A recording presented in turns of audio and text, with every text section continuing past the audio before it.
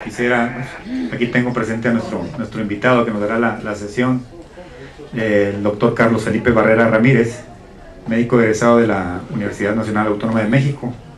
Hizo su especialidad en medicina interna en el Instituto Nacional de la Nutrición, Salvador Subirán. Posteriormente hizo la subespecialidad de cardiología en el Instituto Nacional de Cardiología Ignacio Chávez, y también es cardiólogo intervencionista. Él se preparó en el Hospital Clínica San Carlos en Madrid, España. Él es investigador nacional a nivel del Sistema Nacional de Investigación SNI y actualmente radica en la ciudad de Saltillo, nuestra colonia industrial que tenemos al poniente. Trabaja en el Hospital de la Concepción en Saltillo, y pues lo invitamos a tocar un tema que está de moda: el manejo de la fibrilación auricular, sus consecuencias, algo de aspectos epidemiológicos. Carlos. Muchas gracias Hugo, muchas gracias a todos ustedes por su asistencia y por la oportunidad de estar con ustedes. Les agradezco mucho esta invitación, y en realidad, como bien dice el doctor Hugo, pues es un tema muy conocido de todos, muy antiguo, pero en el cual en los últimos años ha habido una gran cantidad de avances. Inicialmente recordaré algunos datos epidemiológicos importantes. La fibrilación auricular, seguimos hablando de ella y seguiremos hablando de ella en los próximos años y en las próximas décadas, porque es una enfermedad muy frecuente y cada vez se torna más frecuente. Es la arritmia responsable de una tercera parte de los ingresos hospitalarios por trastornos del ritmo cardíaco. Vean ustedes las prevalencias estimadas de fibrilación auricular en el mundo. En Europa son varios millones de personas que la padecen, en Estados Unidos hasta 5 millones de personas. Yo creo que se acabó el puntero, si me pueden prestar alguno, por favor. Ahí está. Y bueno, prácticamente el 25%, uno de cada 4 personas mayores de 55 años de edad, se prevé que desarrollará una fibrilación auricular en el futuro. Y más o menos en partes iguales, tanto hombres como mujeres, como ustedes pueden ver. Esto tanto en países industrializados como en países en vías de desarrollo. Y esto tiene, como veremos más adelante también, guarda una relación con el desarrollo cada vez más frecuente de factores de riesgo, que además son coincidentes. Los mismos factores de riesgo que se presentan para la cardiopatía isquémica son justamente las mismas condiciones que se presentan para el desarrollo de fibrilación auricular. Vean ustedes la previsión que se tiene para el 2050 de la prevalencia que tendremos de fibrilación auricular en el mundo. Prácticamente es el doble de lo que estamos teniendo en la actualidad, lo que se prevé, ¿no? Tanto si se ajustan o no a estos modelos, los factores de riesgo o el crecimiento. Vean ustedes, en cualquiera de los dos casos, la previsión para el futuro pues es de incremento casi al doble de los casos de fibrilación auricular que tenemos. Y desde luego es una situación que se va viendo con más frecuencia cuanto más analizamos los grupos etarios, y también en hombres, tanto en hombres como en mujeres se va emparejando esta situación, sobre todo después de los 75 años de edad.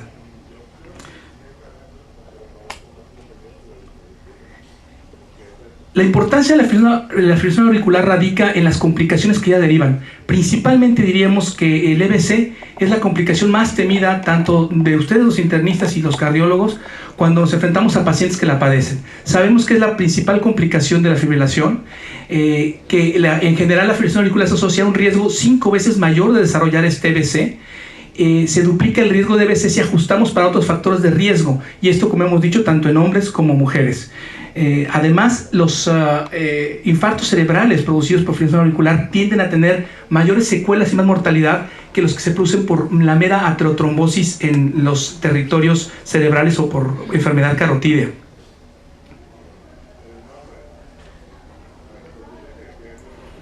Y además, un concepto importante que en los últimos años hemos tenido es que inclusive en la fibrilación auricular asintomática, y que por ser asintomática generalmente es paroxística, también de acuerdo a los factores de riesgo acompañantes, podemos encontrar que pacientes con alto riesgo también tienen un riesgo de desarrollo del EBC isquémico, tanto si es intermitente, vean en rojo, como en la fibrilación auricular que consideramos que es permanente.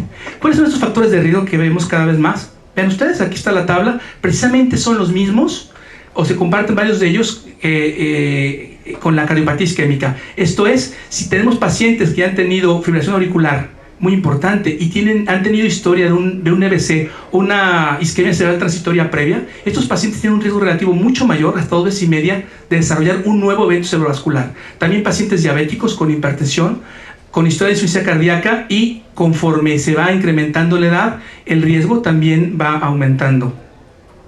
Vean ustedes, es claramente que pacientes que tienen mayor puntuación en riesgo de Framingham a 5 años tienen mayor posibilidad o mayor riesgo de desarrollar en ese lustro un evento vascular cerebral.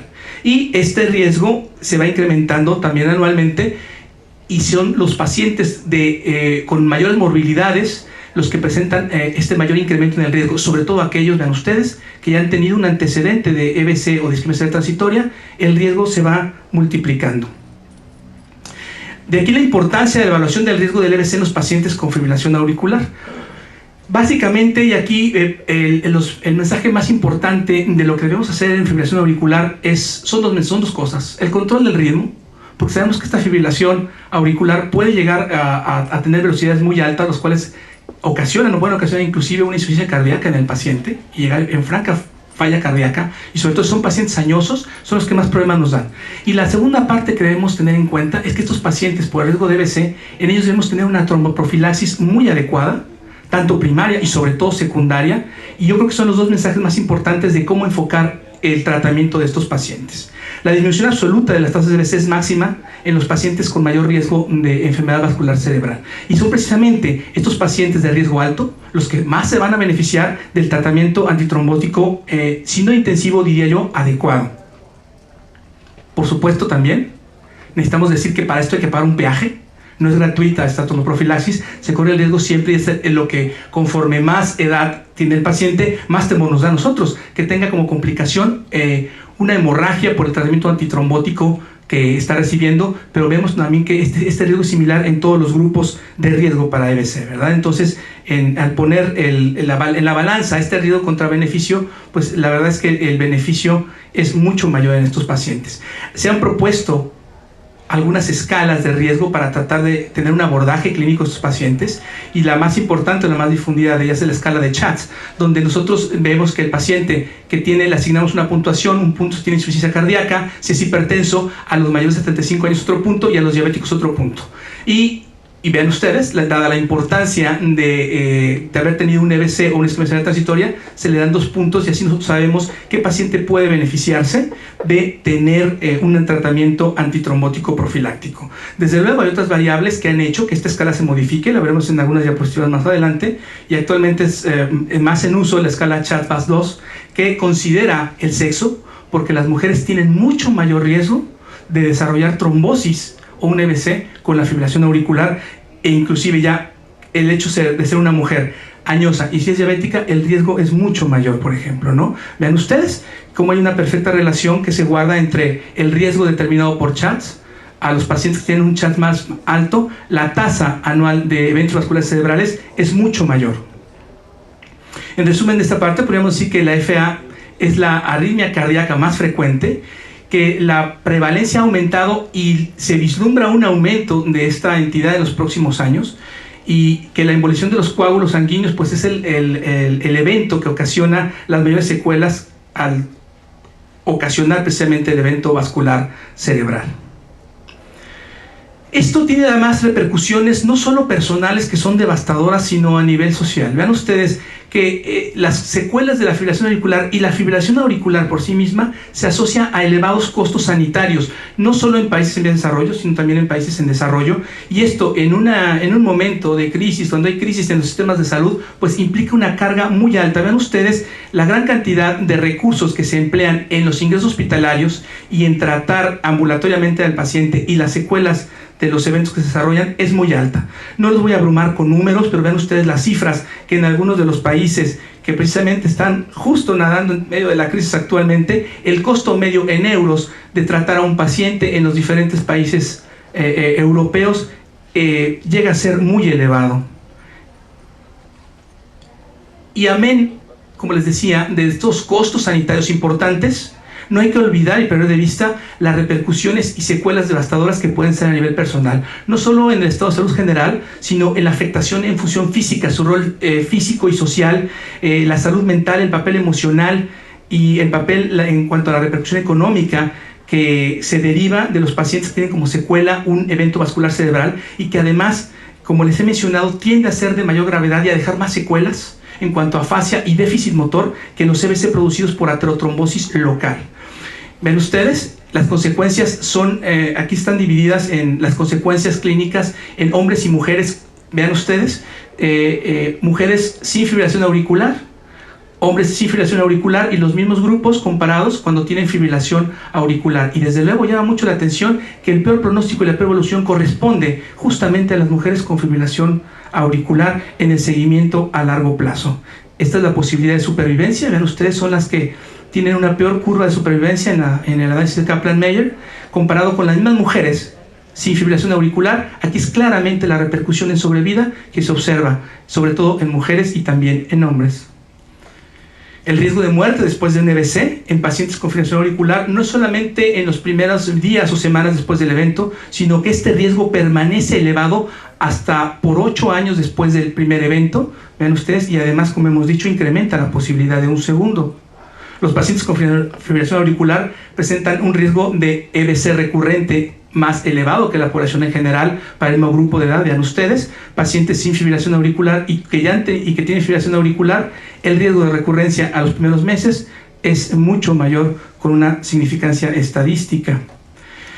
Mucho se ha conocido en los últimos años acerca del desarrollo de la fibrilación auricular. Los conocimientos en fisiopatología son actualmente muy interesantes. Vean ustedes muchas de las teorías que no solo van más allá de los circuitos de microrreentrada, sino que incluso se ha demostrado que la presencia de tejido ectópico dentro del ligamento de Marshall, que se encuentra por detrás de la aurícula izquierda, justamente en el recorrido de la vena de Marshall, tiene mucho que ver. Se ha demostrado además que justo en la desembocadura de las venas pulmonares en la aurícula izquierda puede haber tejido remanente, y este tejido ectópico puede desarrollar las entradas y los circuitos, y entonces no solo es la microrreentrada, sino inclusive ondas de fuentes espirales que ocasionan o son el gatillo para la fibrilación auricular. Inclusive estos conceptos han derivado en algunas partes, no entraré mucho en esa parte, pero han derivado, por ejemplo, en algunos de los tratamientos actuales. En algunos pacientes seleccionados, por ejemplo, con fibrilación auricular paroxística, en los centros que se cuenta con mapeo o con cartografía, es posible que el electrofisiólogo meta catéteres, encuentre los focos arrítmicos y los queme haciendo ablación, justamente guiándose por la cartografía y justamente en los sitios de la desembocadura de las pulmonares, y entonces con esto tratar de mantener al paciente en ritmo sinusal. También sabemos que no solamente debe haber un efecto desencadenante, sino que debe haber un sustrato patológico, el cual, conforme va progresando la enfermedad por los diversos factores de riesgo, diabetes, hipertensión y la edad misma, vean ustedes, no solamente se resiste el factor desencadenante, sino que llega un momento en que el sustrato, para que sea ritmogénico, ese territorio es tan importante, que se cruza esta línea, y entonces de tener una fibrilación auricular que podría ser paroxística en un paciente joven que no es hipertenso en su momento, pero que conforme pasa el tiempo se vuelve hipertenso, diabético y añoso, este sustrato patológico incrementa, viene un factor desencadenante, y entonces ya no hablamos de una FA paroxística, sino que el paciente empieza a presentar una fibrilación continua y se convierte en un paciente con fibrilación auricular permanente después de estar con muchos años de evolución de estos factores de riesgo. Vean ustedes, este paciente estaba en ritmo sinusal, viene un extrasístole auricular, que es el factor desencadenante, que perpetuará que este paciente se quede como paroxístico, o recurrente o perpetuo, precisamente el terreno o el sustrato fisiopatológico que tenga el paciente. Vean ustedes, aquí se desarrolla la fibrilación auricular, las ondas F, el paciente de repente vuelve a ingresar a ritmo sinusal, está intermitentemente entrando y saliendo de la arritmia. Con el tiempo, ¿qué pasa? Con el tiempo también existe un fenómeno de remodelación auricular que ahora está actualmente muy bien descrito, y entonces vemos que eléctricamente esta aurícula no solamente se va dilatando con el tiempo. Sabemos que aurículas izquierdas de más de 55 milímetros son más propensas a quedarse en fibrilación auricular perpetuamente, pero además hay un remodelamiento eléctrico, y entre más tiempo persiste el paciente con fibrilación auricular, pues esa aurícula tiende a permanecer con la arritmia de manera persistente.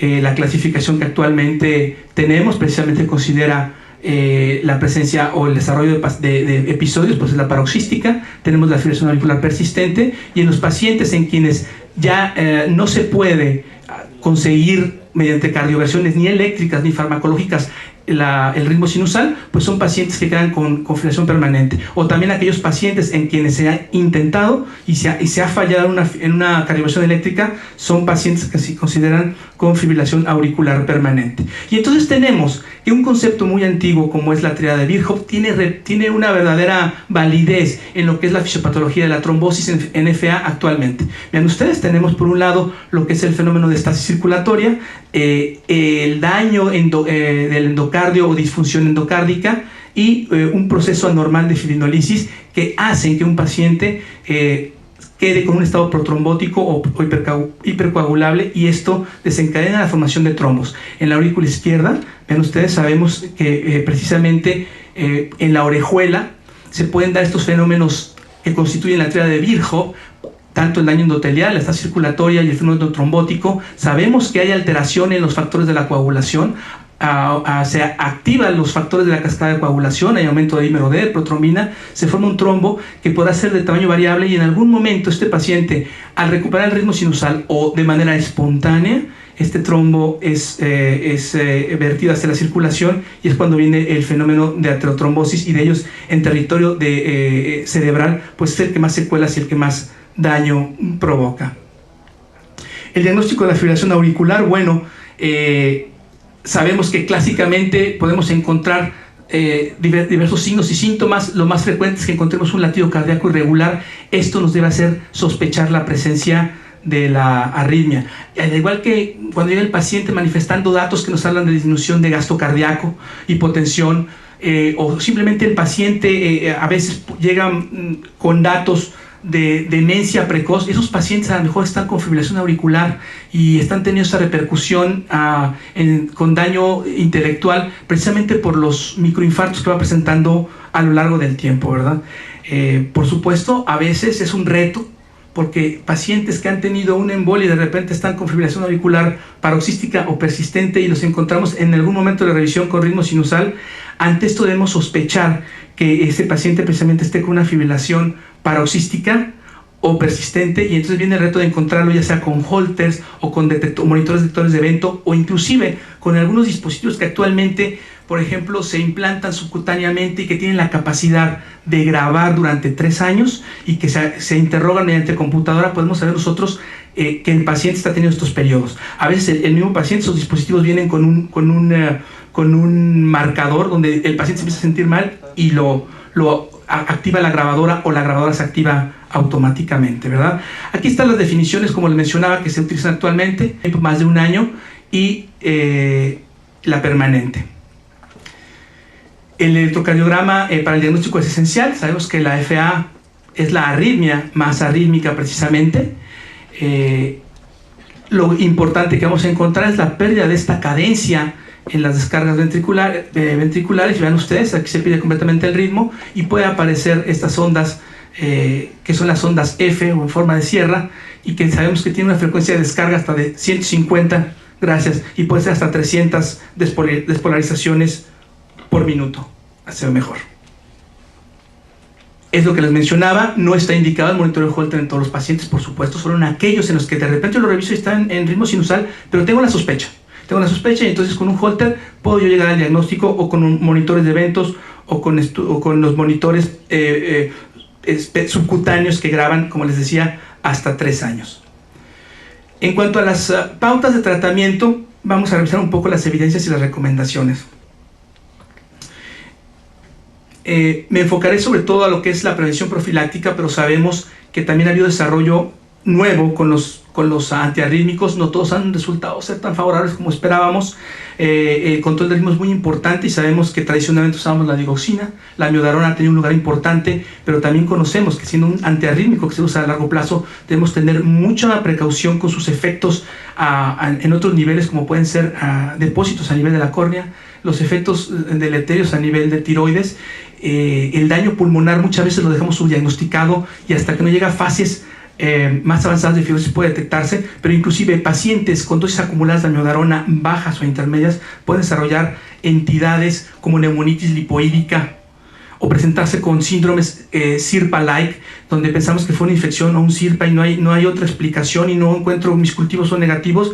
revisar que ese paciente esté tomando amiodarona, porque puede ser una presentación, si bien no frecuente, muy deletérea de este antiarrítmico.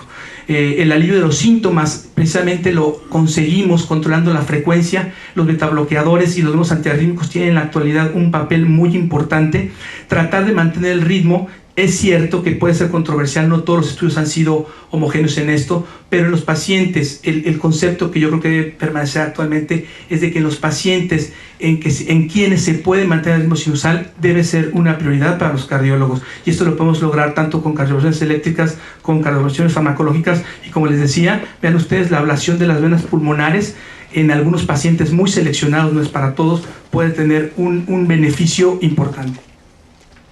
Existe un puntaje de síntomas que hace más fácil la evaluación diagnóstica, que son el CHATS y el CHATS-VAS-2. Ahora, también se propone esta clasificación de sintomatología para la fibrilación auricular.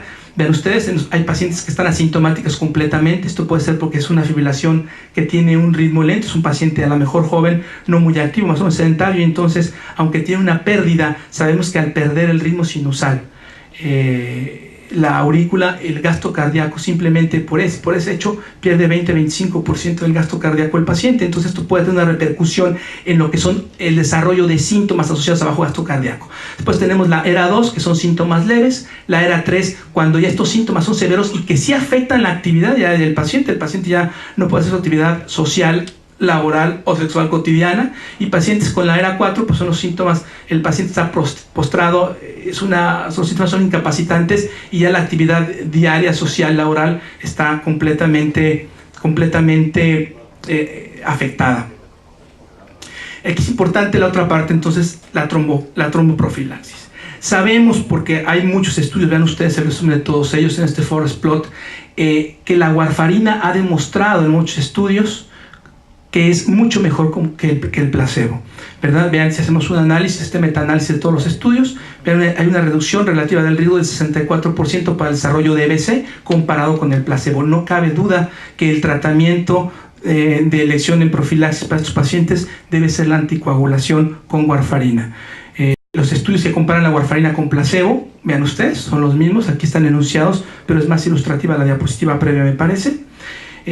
Vean ustedes cómo se reduce el riesgo del evento vascular cerebral con la warfarina en los estudios.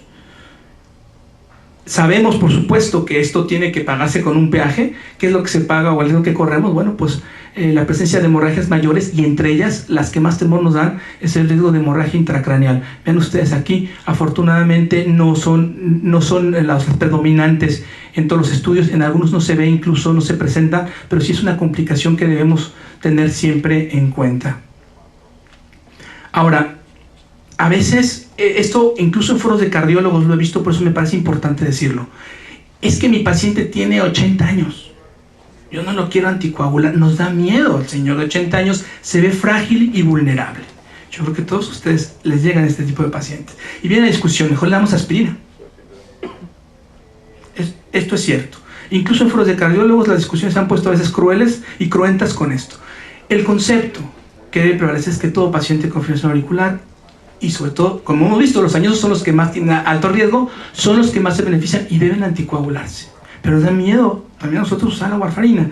Entonces vean ustedes, la FA cómo se comporta en prevención, la aspirina cómo se comporta en fibrilación auricular para prevención de EBC. Vean ustedes, pues no hay ningún beneficio. Todas las líneas, todos los intervalos de confianza pasan la línea de identidad, y entonces vemos en todos los estudios que no hay ningún beneficio de dejar a este paciente con pura aspirina, paciente de alto riesgo, por supuesto. Entonces vemos que este beneficio, pues algunos dirán limitado, entre limitado y nulo, pues le hacemos un flaco favor a este paciente. Ahora, comparando la warfarina frente al ácido salicílico, no contra el placebo, vean ustedes, estos son los resultados. Por supuesto que la warfarina, o los estudios, favorecen el empleo de la warfarina en contra del ácido salicílico para tromboprofilaxis de estos pacientes.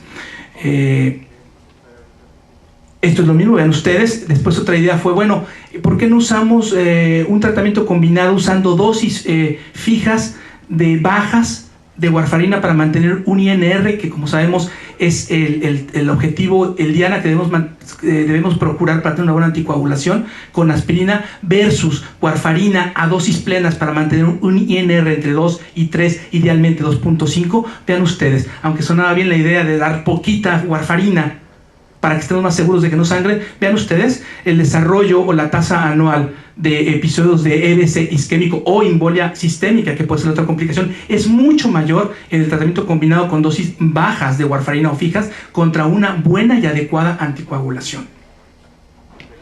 Una idea que sonaba muy bien es, oiga, el clopidogrel con aspirina contra warfarina. La verdad es que cuando se planteó este estudio, que fue el estudio ACTIVE, sonaba como muy buena idea, porque ya el clopidogrel había demostrado su beneficio en otros escenarios clínicos donde la aterotrombosis es la piedra angular en la fisiopatología. Desafortunadamente, el resultado no fue favorable. Vean ustedes la tasa acumulada de EBC del tratamiento antiplaquetario doble. Estos pacientes presentaron más eventos de trombosis que aquellos que estaban con una anticoagulación oral, con un antagonista de la vitamina K, manteniendo un INR meta, como hemos dicho, entre 2 a 3, que es lo que se debe tener. Entonces, bueno, pues se fue la buena idea. Entonces, en esos pacientes de 80 años, decir, te dejo aspirina con clopidogrel, pues ya sabemos lo que va a pasar. Por eso hay que procurar anticoagular y tener una adecuada anticoagulación en este grupo de pacientes. Esta es la otra escala que les decía. Sabiendo que las mujeres tienen mayor riesgo, pues no era justo excluirlas, y menos en esta época de equidad de género, en una clasificación de riesgo. Y vean ustedes que no conforme con incluirlas, la categoría de sexo, aquí está, se le da un punto. Desde luego, a pesar de que se han incluido, los pacientes que tienen mayor puntuación son, nuevamente repetimos, aquellos que ya han tenido un EBC o historia de isquemia cerebral transitoria, y precisamente los pacientes más añosos, aquellos mayores de 75 años. Vean ustedes, se van sumando falla cardíaca, hipertensión, edad, diabetes, la S de stroke, de EBC. Si ya sabemos que el paciente tiene vasculopatía, y esto es, si el paciente ha tenido un infarto del miocardio previo, o sabemos que el paciente claudica, o ya le hicieron una angiografía y vemos que hay arteriopatía periférica, o tiene placas aórticas, que a veces las vemos en una simple placa de tórax, sí, ya está la arteriosclerosis. Bueno, pues venga, es un punto, porque este paciente ya tiene enfermedad vascular. Y entonces sumamos todos los puntos en CHA2. Vean ustedes, aquí se asocia precisamente el riesgo ajustado de embolismo por año, cómo se va incrementando. Y esto es muy importante porque solo hay un grupo que no necesita anticoagularse. Es el grupo de pacientes de muy bajo riesgo, que además, huelga decir, que son los menos. Para fines prácticos es el paciente con FA paroxística, joven, que no tiene ninguna otra comorbilidad.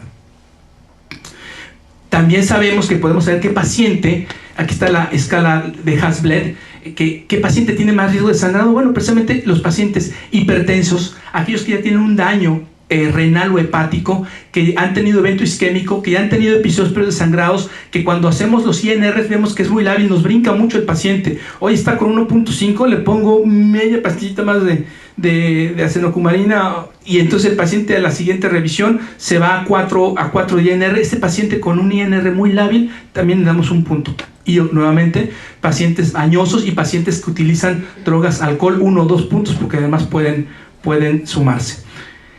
Tenemos también la ventaja que estos conceptos que les estoy mostrando, todos están enunciados en las últimas guías de revisión de fibrilación auricular, que son las guías europeas. Aquí está la dirección electrónica, se pueden bajar, son gratuitas, y además están en español, como ustedes pueden ver. Entonces, ¿cuáles son las directrices para decidir anticoagulación? Es muy fácil. Sin factores de riesgo o que tienen un CHA2 de 0, son muy poquitos los pacientes. A ese grupo de pacientes es al único que se le recomienda tromboprofilaxis con ácido acil salicílico a dosis de 75 a 325 miligramos diariamente, únicamente. Pero ya en cuanto el paciente tiene un factor de riesgo o un CHA de 1 punto, este paciente se recomienda aspirina o preferentemente, vean ustedes las guías internacionales, anticoagular, manteniendo un INR entre 2 y 3 con una meta de 2.5. Es muy fácil entonces. Todos los demás pacientes con cualquier factor de riesgo, con cualquier puntuación CHA2, deben anticoagularse, y si utilizamos antagonistas de la vitamina K con INRs de 2 a 3, teniendo como meta 2.5. Ahora, sabemos que esto tampoco es tan sencillo, porque el concepto realmente es muy fácil. Anticoagulemos y tenemos la meta 2.5 INR. Suena muy sencillo. En la práctica, ¿qué tenemos? Tenemos sistemas de salud saturados, con consultas sobresaturadas, con hospitales donde no hay clínicas de anticoagulación y donde el paciente, a lo mejor su próxima revisión de INR no es la próxima semana, es dentro del próximo trimestre. Esa es la realidad. Entonces se vuelve muy complejo, amén del costo que implica el que el paciente esté funcionando. Vean ustedes, haré una consideración todavía más sobre esto, ¿verdad? Vean ustedes, es lo mismo, si el paciente ya tiene un EBC, hay que anticoagular oralmente. Más los factores, anticoagular. Es reiterativo, pero es la explicación. Si hay un solo factor de riesgo, anticoagular o ácido salicílico, pero todos los expertos se cargan a recomendar anticoagulación auricular. Si es por estasis mitral, anticoagulación. Prótesis valvulares, por supuesto, son mecánicas, debe ser, es mandatoria en las mecánicas la anticoagulación oral, y solamente en las biológicas la anticoagulación se deja por un tiempo más limitado y son las únicas, si el paciente está en ritmo sinusal, que además no son todos los pacientes, ¿verdad? Entonces les decía yo que suena muy fácil, o es muy fácil recomendar la anticoagulación. El problema viene en la praxis. En la praxis sabemos que desafortunadamente los antagonistas de la vitamina K tienen un intervalo terapéutico muy corto, la ventana es muy estrecha. Y entonces aquí nos enfrentamos a dos problemas, como decían hace rato en la extraordinaria sesión que tuvieron los residentes. Por un lado tenemos las hemorragias y por otro tenemos el riesgo de LC. Entonces estamos en la tablita entre, por un lado, si nos pasamos a la anticoagulación, el paciente va a sangrar. Y entre ellas, pues ya vimos también que el sangrado intracraneal puede ser mortal, deja muchas más secuelas y no es infrecuente. Y por el otro, si yo le doy dosis bajitas, si yo no lo tengo con una buena anticoagulación, porque no tengo clínica o porque tengo consulta hasta dentro de 3 meses, ese paciente se va a BCR. Esa es la tremenda realidad y la dificultad de esto. Los otros problemas que tienen los antagonistas de la vitamina K, sabemos que actúan, sabemos perfectamente cómo actúan ellos. Los antagonistas de la vitamina K precisamente son los que actúan a nivel del hígado inhibiendo los factores de la coagulación K dependientes: 2, 7, 9, 10, protrombina, proconvertina, Stor-Prower y Christmas. Y además 2 factores que intervienen en la cascada de la fibrinolisis, que son la proteína C y la proteína S. Pero además, esta warfarina tiene interacción, vean ustedes, con muchísimos medicamentos. Yo cuando anticoagulo a un paciente con warfarina, que es la que más utilizo más que comadina, le tengo que dar una hoja con unas recomendaciones con 3 hojas diciéndole: oiga, si va con el dentista, porque eso pasa, y tiene una muela y tiene dolor y tiene que dar antibiótico, le da esta lista, por favor, porque hay que revisar la anticoagulación, incluso hasta la dieta. Entonces ese es lo problemático de los antagonistas de la vitamina K, y particularmente, bueno, les quiero mostrar esta diapositiva que es de la warfarina. Esta warfarina, ¿cómo empieza su estudio? Vean ustedes, en 1921 estos 2 investigadores vieron que el ganado que estaba pastando, aquí hay una falta de ortografía, perdón, y consumían esta plantita que es el trébol dulce enmohecido, se morían más. Después resultó que la vitamina, que esta sustancia antagonista de la vitamina K empezó a estudiarse por el Wisconsin Alumni Research Foundation, WARF, y por eso le llamaron warfarina. Resultó ser un excelente raticida, porque anticoagulaba las ratas y las mataba. En su uso clínico, después de que se demostró que era un raticida, o a pesar de eso, en casi 30 años después empieza su utilización en humanos, y es el presidente Eisenhower que, después de un infarto, vean ustedes, en los 50s fue tratado con warfarina para anticoagular. Ya se sabía precisamente que ahí el trombo tenía algo que ver con los infartos. Nos tardamos los carlos en darnos cuenta de eso, pero al final lo descubrimos y empezó a utilizarse en este escenario clínico. No es sino hasta el 87 que se descubre su mecanismo de acción.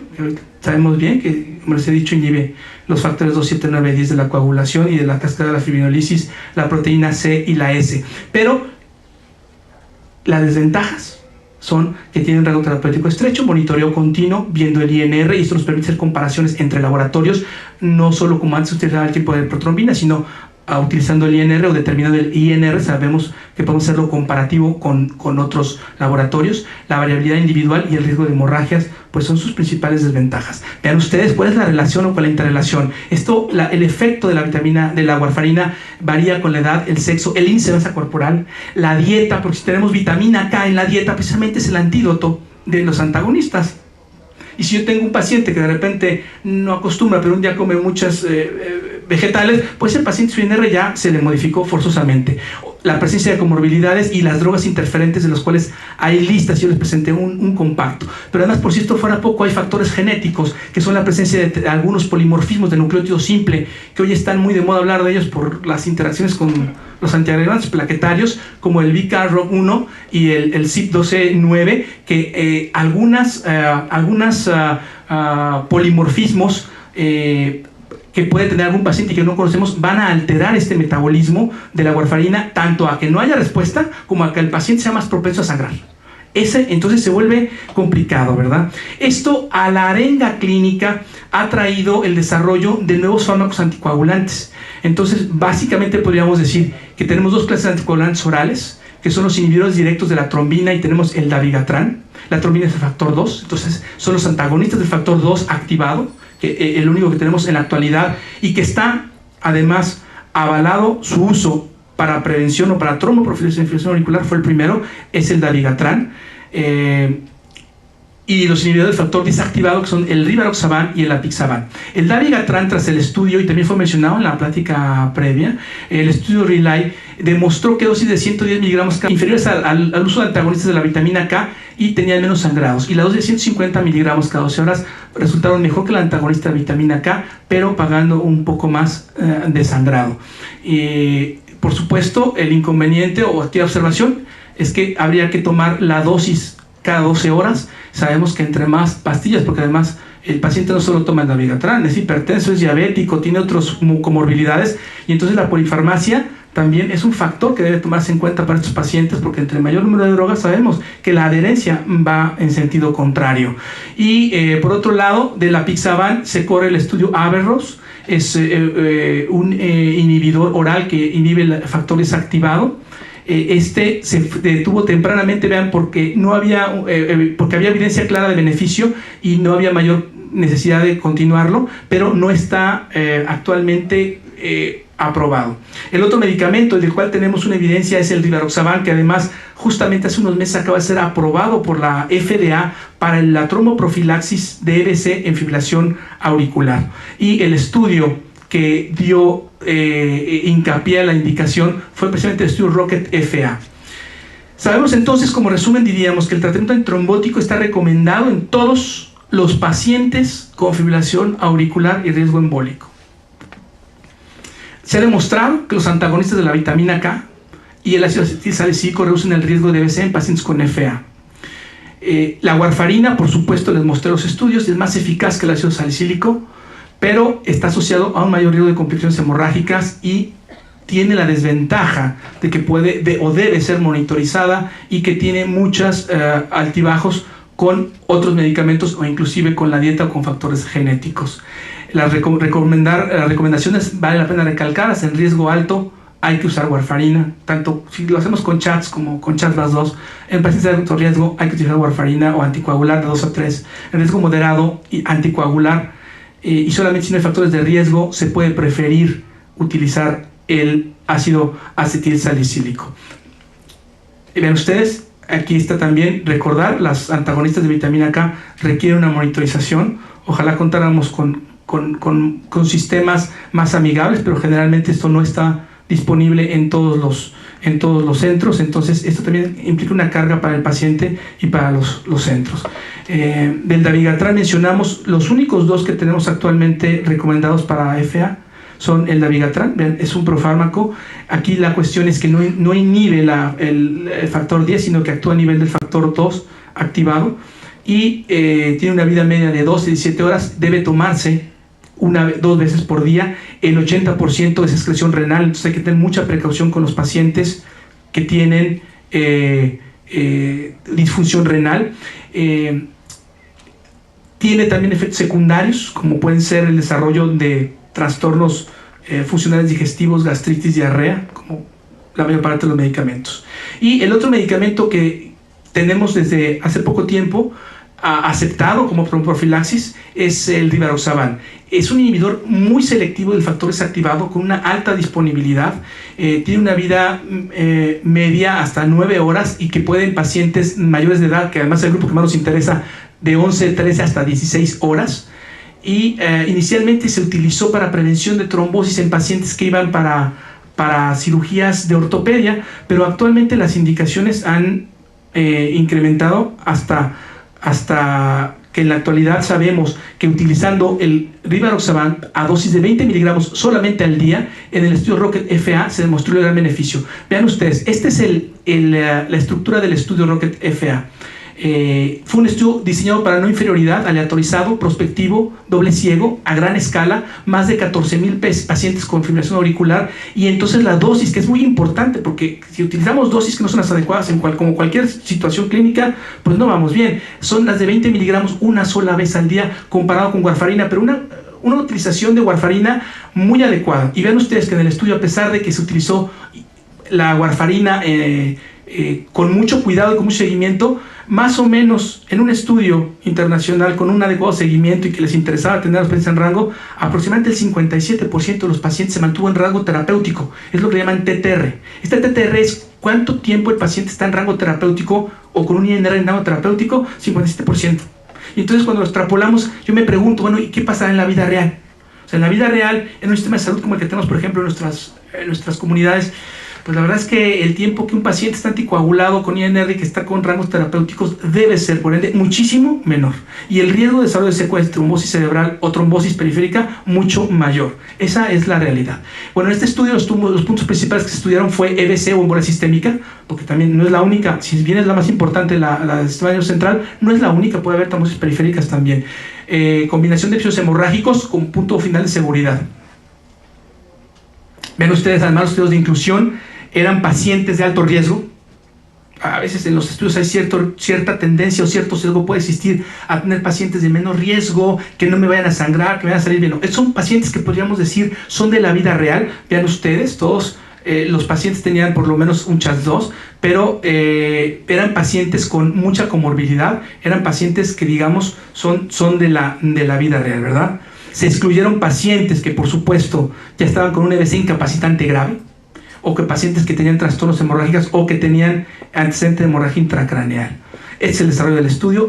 En un brazo rivaroxaban contra warfarina, como les mencionaba, un INR 2.5, se le autorizaban a estos 14,000 pacientes. Era un monitoreo estricto mensual, ¿sí?, de acuerdo a las guías clínicas, para conseguir el punto primario que ya hemos mencionado. Vean ustedes, aquí están un poco más desglosadas las características demográficas. No eran, de hecho, si ustedes vemos, pacientes con CHADS-2 de 2 puntos, eran la menor parte de los pacientes. Y vean ustedes, pacientes con CHADS de 3 y 4 puntos son la mayoría de los pacientes. Y todavía vean pacientes con CHADS con 5 puntos y 6 puntos. Es decir, son pacientes de alto riesgo y son los que tenemos en la vida real. Vean ustedes los porcentajes de prevalencia de las comorbilidades.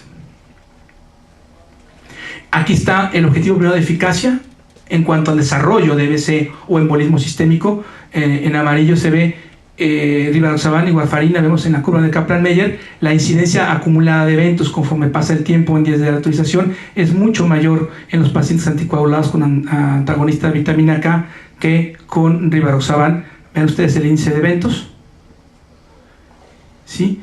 Es lo que les mencionaba. ¿Cuánto tiempo estos pacientes muy seleccionados, muy bien seguidos, muy bien cuidados, cuánto tiempo estuvieron los pacientes que tomaron la warfarina en rango terapéutico? 57.8, vean ustedes. Entonces, la verdad es que la vida real también nos deja pensando qué pasará cuando este paciente no está tan seguido, tan cuidado y tan monitorizado. Vean ustedes, aquí está el objetivo primero de seguridad, sangrados clínicos.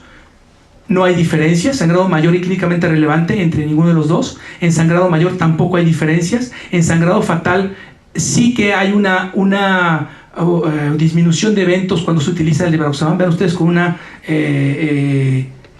significancia estadística, pero vean ustedes 0.5 de riesgo sin que los intervalos de confianza rebasen el 1. Entonces es muy válido este resultado y muy importante. ¿Qué podemos decir? Que no es menor, pero que es mucho mejor para prevenir hemorragias, y es un punto de seguridad para el paciente. Y además la ventaja de que cuando los pacientes están tomando un anticoagulante oral, en este caso inhibidor del 10A, no se requiere, por la predecibilidad en su farmacodinámica y farmacocinética, no se requiere estar haciendo monitorización de niveles ni ajustes, salvo en los pacientes que tienen insuficiencia renal, en los cuales la dosis debe modificarse a 15 miligramos.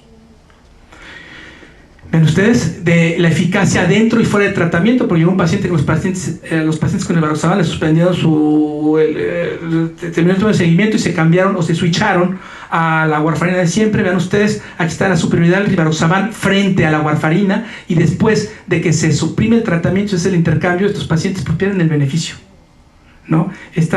Se pierde completamente al suspender el tratamiento y hacer este switcheo con el rivaroxaban en los pacientes previamente tratados con rivaroxaban. Así que la conclusión de este estudio es importante, interesante, porque las dosis fijas de 20 miligramos, y como les decía, miren ustedes, 15 miligramos en pacientes que tienen una depuración de creatinina disminuida entre 30 y 49 y que tienen fibrilación auricular no valvular, se disminuye el riesgo de hemorragia y es no inferior a la warfarina para prevención de EBC subsecuente o embolia sistémica, con un perfil de seguridad adecuado, sin diferencias significativas en índices de hemorragia y con menor frecuencia de hemorragia intracraneal, que si bien no es lo más frecuente, sí es una de las más temidas para todos los que utilizamos anticoagulantes.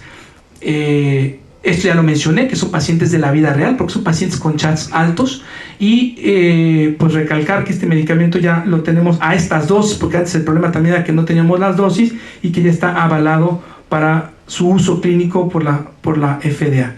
Estas son las consideraciones en cuanto a puntos relevantes que me han parecido en este tema. Les dará su atención, y si hubiera comentarios o preguntas, estoy a sus órdenes. Muchas gracias.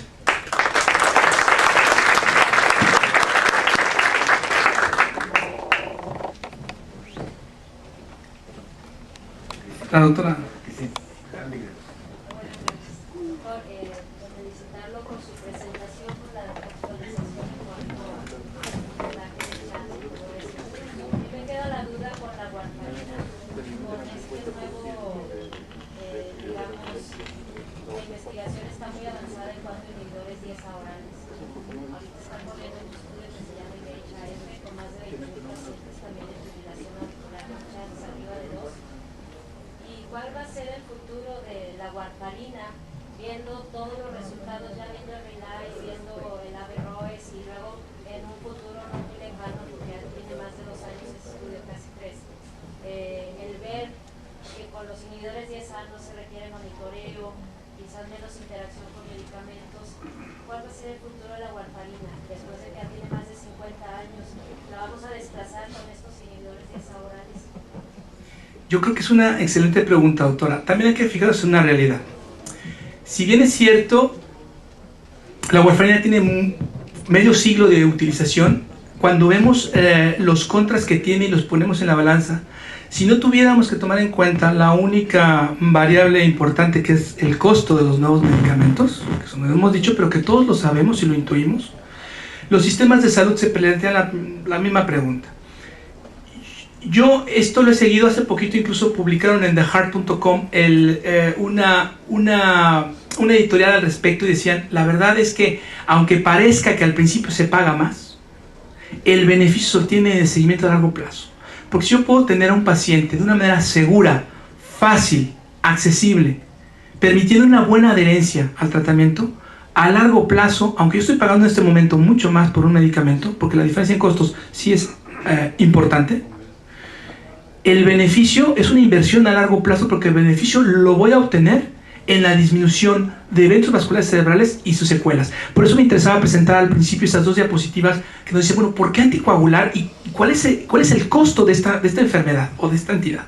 El costo en euros, en dólares y en pesos mexicanos es altísima en todos los sistemas de salud, por las hospitalizaciones, por el tratamiento del evento vascular cerebral como tal, y por las secuelas que ocasiona. No solo el costo, sino la repercusión, porque a veces son pacientes que son económicamente activos y entonces tienen secuelas importantes, no solo las emocionales, sino las físicas, que a veces no les permite un EBC reintegrarlos o reinsertarlos, sino como los costos de rehabilitación. Todo eso sumado es donde tiene su beneficio. Digo, a lo mejor, y además habría que sumarle los costos de desplazamiento, de consultas, de tener mi consulta llena, de poner una clínica de anticoagulación y de tomar los INRs.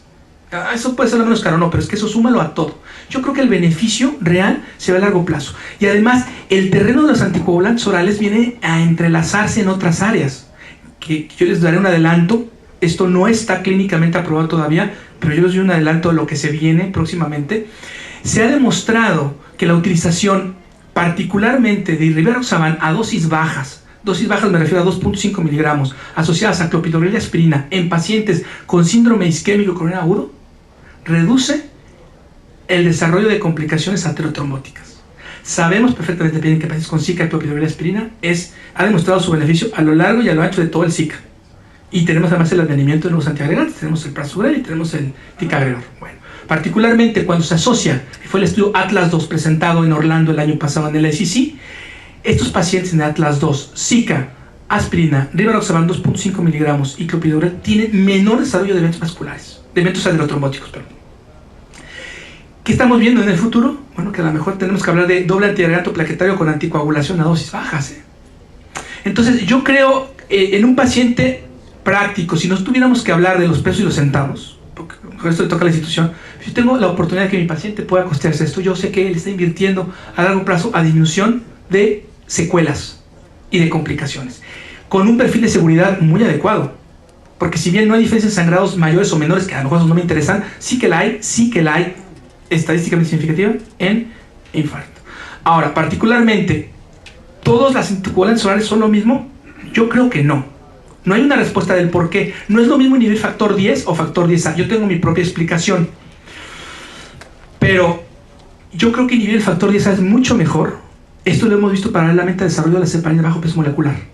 Si comparamos, tenemos fraxiparina, enoxaparina, dalteparina, tenemos un chorro de heparinas. Nadroparina, cuando se hacen los metaanálisis se ve que es mejor la enoxaparina. ¿Por qué? Porque tiene un inhibidor más selectivo del factor 10. Esto es muy interesante. Y por otro lado, bueno, por ejemplo, comparado con el otro, que es que tenemos comparado porque es lo único que tenemos en la clínica, no por otra cosa, con el Navigatran, bueno, ya utilizar una dosis en vez de dos es un beneficio para el paciente. Y clínicamente, bueno, el otro punto importante que a veces nos olvidamos mencionar cuando analizamos el estudio RELY se publicó en New England Journal of Medicine, es que cuando uno analiza los efectos secundarios, las complicaciones, los pacientes que tomaron Dabigatran a las dos dosis, 110 o 150 miligramos, tuvieron más infarto del miocardio. Y nunca nos explicamos por qué, siempre lo preguntamos, siempre lo hemos seguido, no sabemos. Pero yo creo que en parte tiene que ver con eso, que no es lo mismo inhibir factor 2 que inhibir factor 10A. Interesantemente lo diré también, no se observó este desarrollo de infarto del miocardio en el ROCKET-AF. Ojo. Entonces, yo creo que sí estamos con el advenimiento de una molécula nueva, una nueva estrategia de tratamiento que no solo va a tener su uso en lo que es tromboprofilaxis, anticoagulación, tenemos que ver en otros territorios porque está por verse. Oye, si tiene una válvula mecánica, es una buena idea, pero no hay estudios. Y si está con Zika el paciente, eso ya está por venir y está por llegar. Y donde ya está demostrado con los estudios es que la fibrilación auricular es un escenario clínico muy frecuente con un beneficio. Doctor Barrera, felicidades por la presentación. Gracias. Un comentario y una pregunta doble, a lo mejor en dos partes. El comentario es remarcar que la indicación de la Dabigatran y rivaroxaban es en fibrilación auricular no valvular, ¿verdad? Esa es la justificación. La pregunta en dos partes es ¿cuál sería la recomendación en el paciente que está anticoagulado en el escenario de una cirugía electiva y una cirugía de urgencia?